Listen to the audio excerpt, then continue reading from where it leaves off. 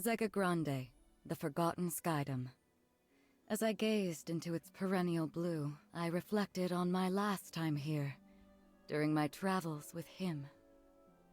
My memories of this place were distant, yet unforgettable. Have you been here before, Rosetta? Hmm? Perhaps I have. Who can say? Eventually, I'll share my tales of the captain's father and our journey together. When the time is ripe, of course. But first, I would need to sort through my own emotions. It was here in these skies that we would eventually part. I know. In the eyes of eternity, our time together lasted no longer than a blink. Yet his impact on me felt nothing short of eternal. Indeed, it wasn't nostalgia that I felt upon revisiting these skies. Rather, it was the significance of this place and all that transpired here that weighed heavily upon my heart.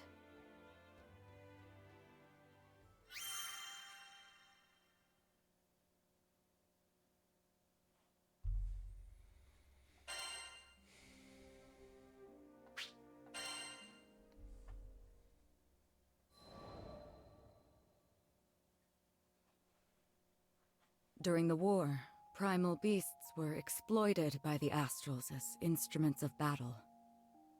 Withered and fated, one primal would eventually drift to Lumacier Archipelago, making a home for herself.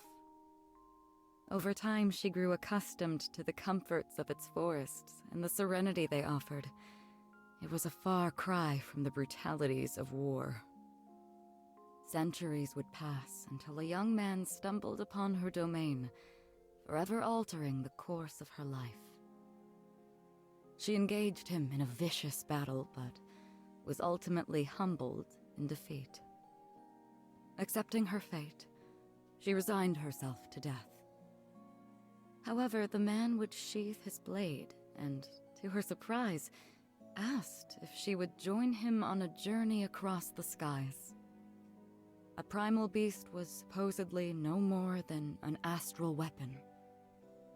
Beings born to be controlled, manipulated, and ill-used since time immemorial. She had never entertained the idea of something more. In fact, she hardly had a name for herself.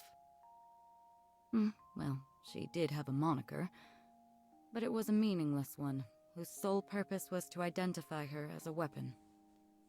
Perhaps out of pity, perhaps out of kindness, the man bestowed upon her a new name. It was from that moment she would truly blossom. Rosetta. It was his gift to her, one she would treasure and love for eternity.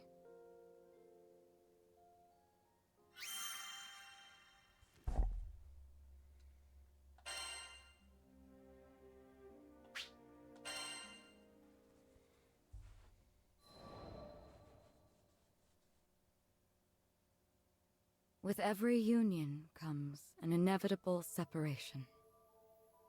When his journey neared its final chapters, as he took up arms against the god of destruction, I returned to the forests of Lumacier. After my return to the archipelago, I briefly longed for his companionship, but the flora and fauna kept me company. Decades came and went, and one day I would encounter yet another young visitor to the island. There was no mistaking it. This was his offspring. I realized at that very moment the time had come. He had entrusted this child to me from the ends of the skies.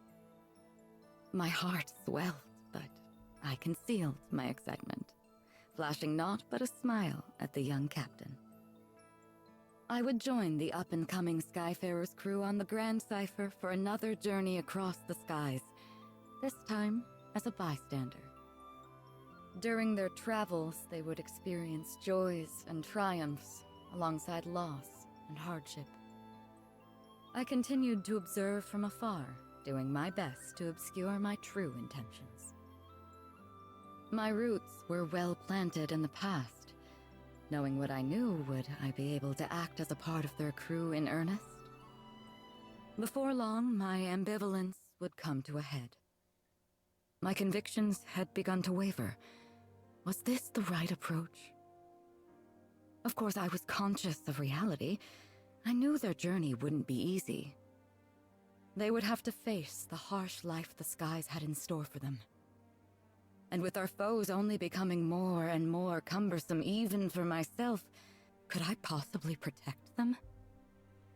My presence on the Grand Cipher was inconsequential, and at worst, a hindrance to the crew. I thought if I weren't here, the captain, EO, the entire crew would handle themselves just fine. Perhaps the time had come to retire to the forests once more. But as I was preparing to leave, EO grabbed my hand so sweetly, so innocently, and said she needed me to stay. I couldn't bring myself to abandon her. I would be the bystander no longer. Everyone in the crew had a role to play, and I would be the exception no more. Finally, I found my purpose. I was free to experience the skies once again, hand in hand with the captain.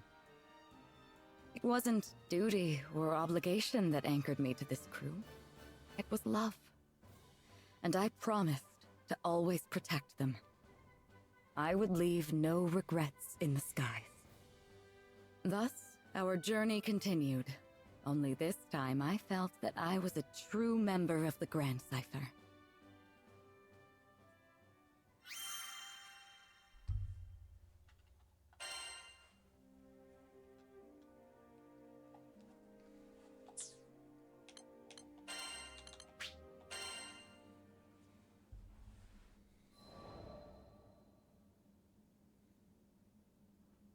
One day, shortly after I joined the crew, I suddenly lost the ability to use magic. No matter how many times I tried casting a spell, nothing happened. I had no clue what to do. The rest of the crew thought Master Zaka might have the answers I needed, so we set sail for Vaults. It'd been forever since I'd been back home. My master was thrilled to see how much I'd grown.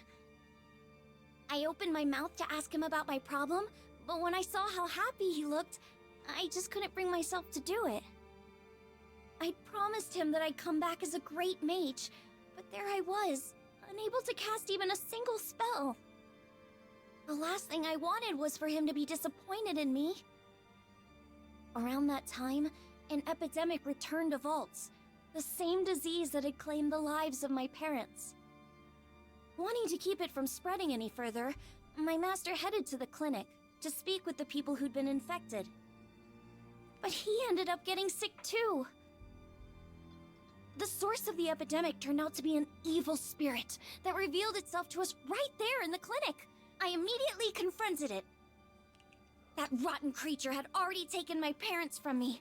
I wasn't gonna let it take anyone else. Determined to make it pay, I raised my staff, but nothing happened.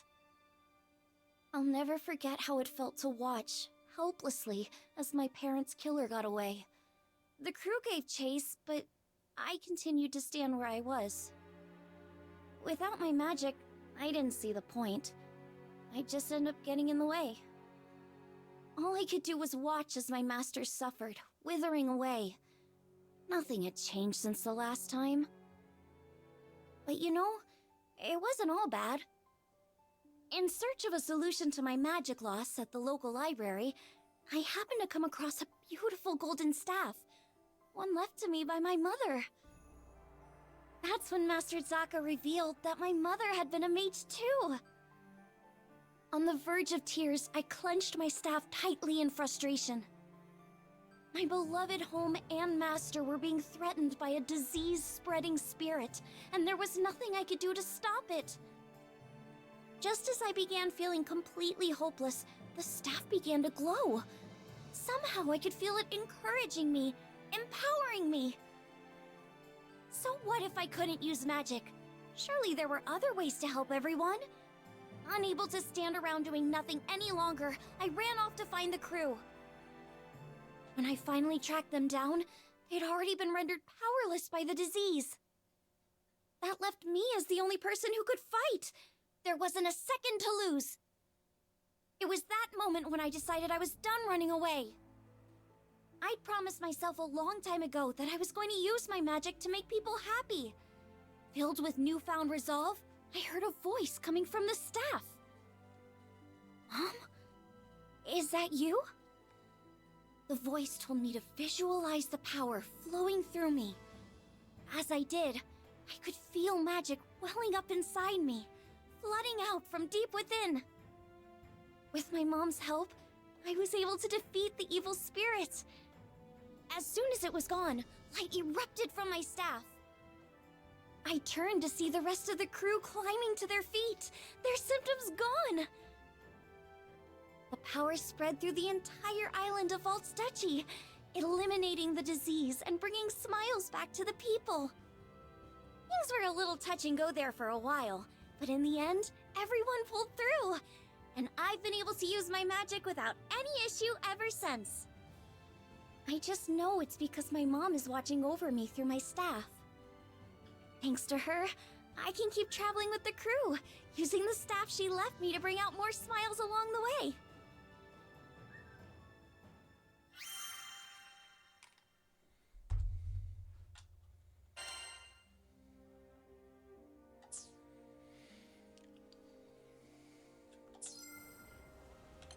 Here it is.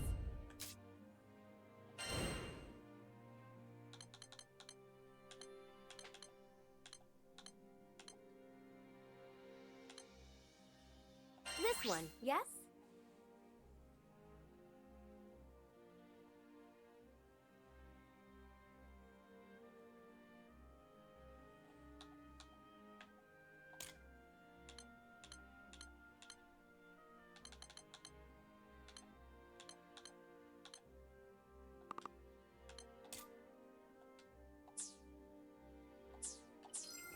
Come again.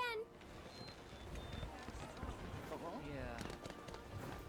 Wow!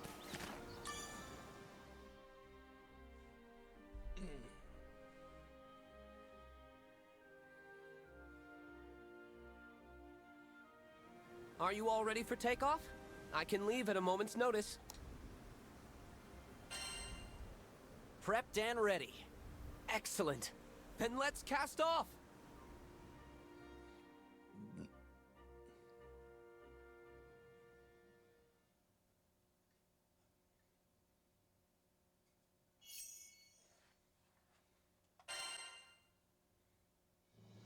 Awesome! The deck looks good as new! What in blue blazes is this? Like what you see? It's the latest in ether cannon technology. You did this? That thing looks like a recipe for disaster. You bet it is. See, a merchant I know's been asking me to test it out. This flagship model employs ethereal mechanics to increase range, accuracy, velocity.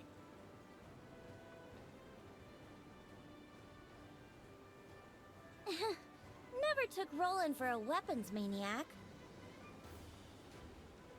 By the way, Captain, how is the lifelink between you and Lyria holding up?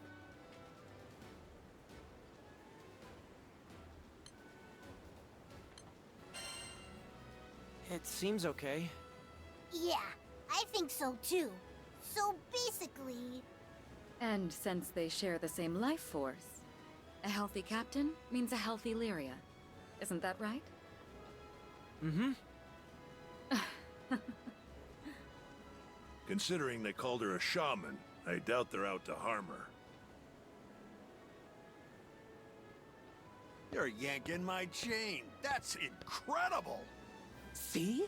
I had the exact same reaction. Gosh, you guys are such dorks. I take back what I said. These ether cannons are pure magic. It seems Roland has quite the silver